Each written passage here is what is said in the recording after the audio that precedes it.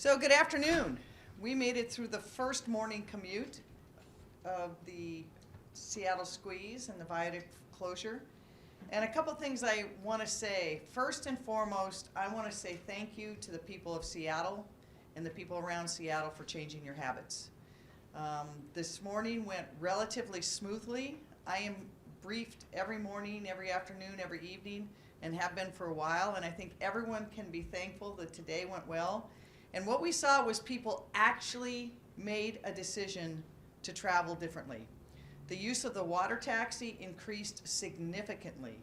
And I want to thank the people that did it. I want to tell the people who didn't, you missed out. It's not too late. Go tomorrow morning. There's still capacity on the water taxi.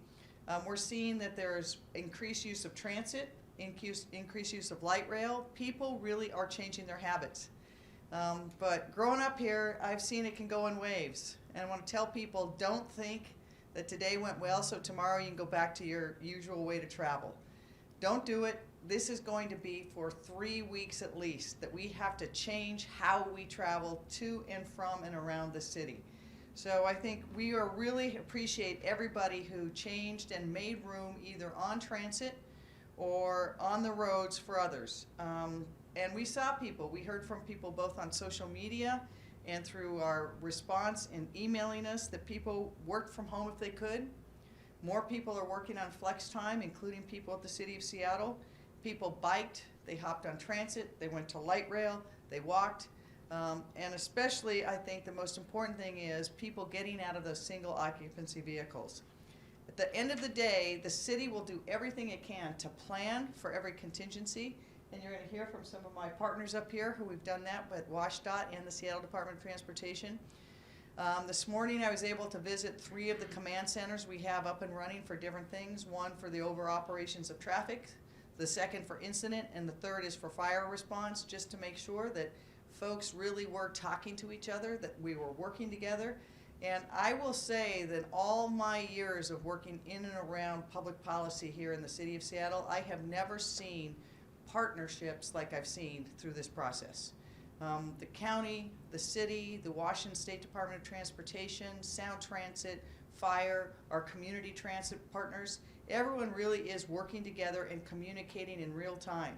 We had a bus breakdown this morning up near Ballard. It was cleared in a very short period of time. We had a rollover accident in the south. We were able to clear that. So we are really focused on protecting public safety, on keeping things moving. I want to thank again all of our partners who have worked so hard. But I want to say, please keep it up. This was the first morning of a 3-week period of time at a minimum that we're going to have to really change our habits. Everyone still has to get home safely, and then tomorrow morning we got to get up and do the same thing. So again, if you can flex when you come in, do it.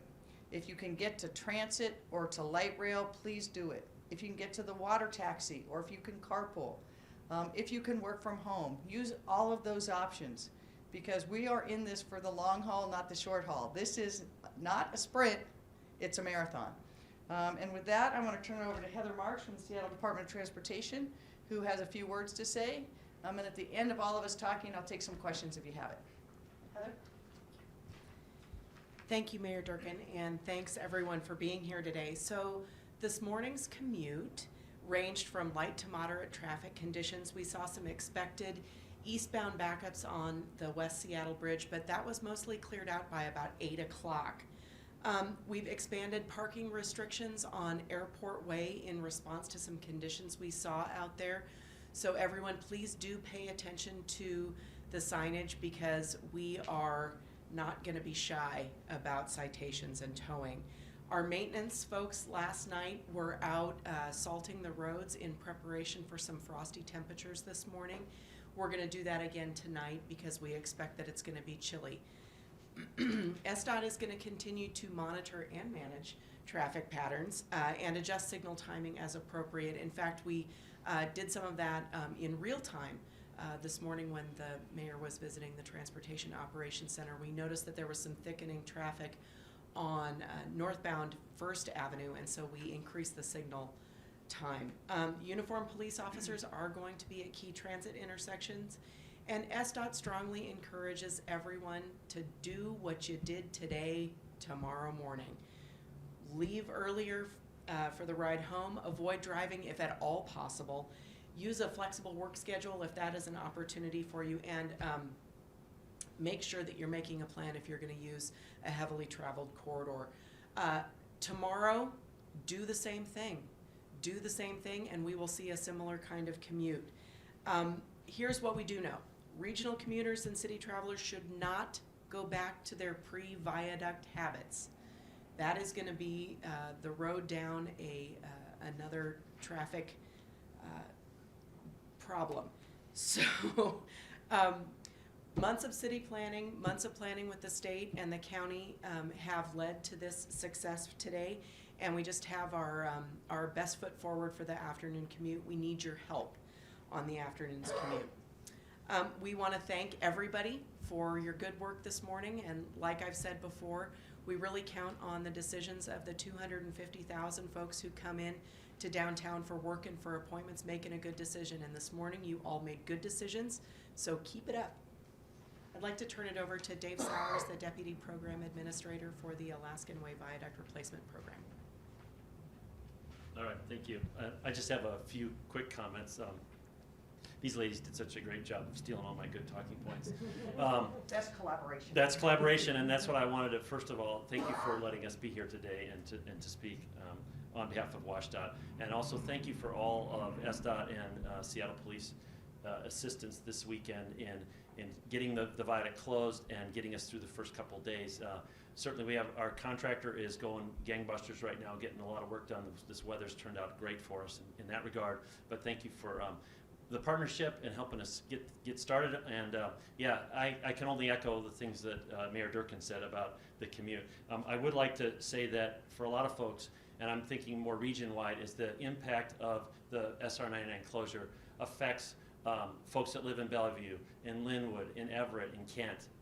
It is a region-wide impact, that corridor, and when it's closed, it ripples onto 405. We saw incidents on 405 that forced travelers to I-5 and added more travelers to I-5, and we picked that up on our in our morning look at cameras. So we do know that it is a region-wide thing. So it doesn't matter where you live in the region, whether you're in Pierce County or Snohomish County. Plan ahead. Give yourself extra time to get to work. Think about alternative modes of transportation. And like Heather said so eloquently, we'll get through it. We all know that traffic does vary day to day, and certainly we all know that when it starts to rain, things change dramatically too. So continue to persevere with the habits that we got into today. It will pay in dividends as we go forward for the rest of the week, and hang in there for the next 3 weeks. And when it's all done, we'll have a beautiful tunnel opened up, and the pride of the cities, I think, after the viaduct, of course, will be this wonderful tunnel. Thank you, Mayor Durkan. Want to take some questions? Again, I just want to emphasize again, one, thank you for everyone who's done this. Two, the challenge continues, so please continue your good habits. But also know that it is probably very likely that some incident will occur. We will deal with it. There's times ahead when people may get frustrated. When we get through this period, the tunnel's going to be great, but the waterfront's going to be better. How's that?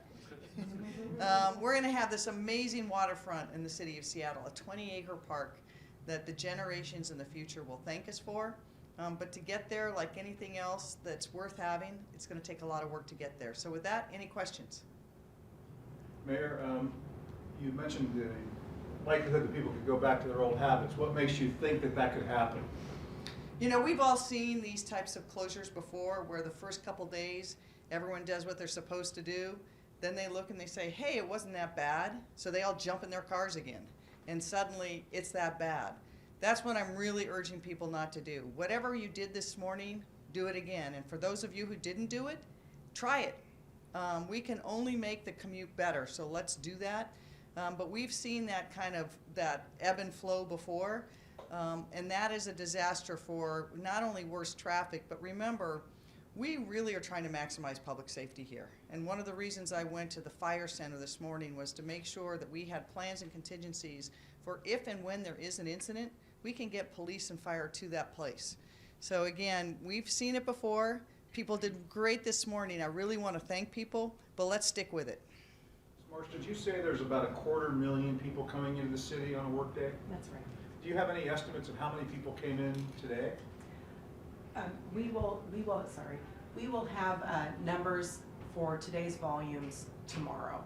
We like to wait until the end of the day so that we capture both people coming in and people going out.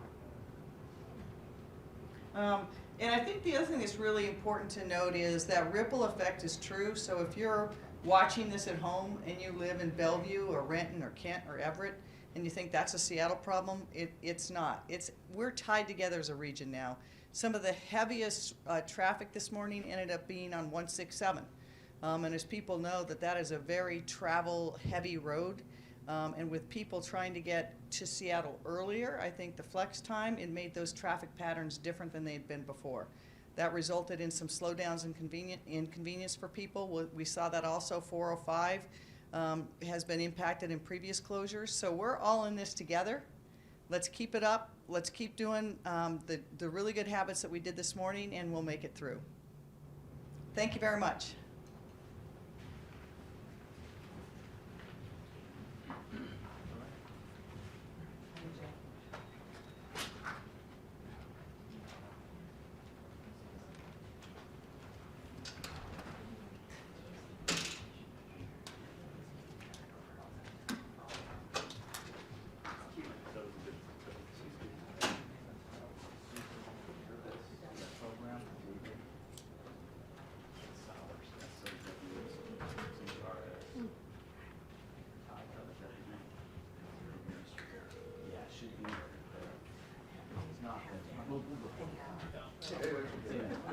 Just pull that out and save us the time. Thanks for moving my